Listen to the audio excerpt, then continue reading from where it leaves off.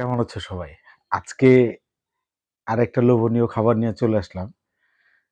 সেটা ছিল খুদের ভাত, ৪ রকমের ভর্তা। আজকে ভর্তার মধ্যে আছে এটা হচ্ছিল ফেও শুটকির ভর্তা, চাপা শুটকির ভর্তা, তারপরে ছিল সরিষার ভর্তা, আর এটা ছিল কালো জিরা ভর্তা।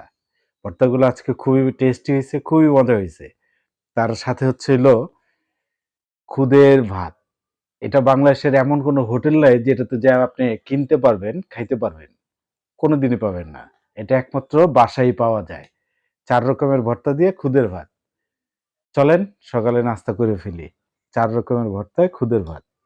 ১ম এ এটা একটু নিলাম। এটা একটু নেই।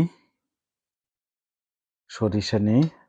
শীতের মধ্যে সরিষা ভর্তাটা খুবই মজা হয়। একটু ঠান্ডা, ঠান্ডা থাকলে সেটা কাইটা যায়।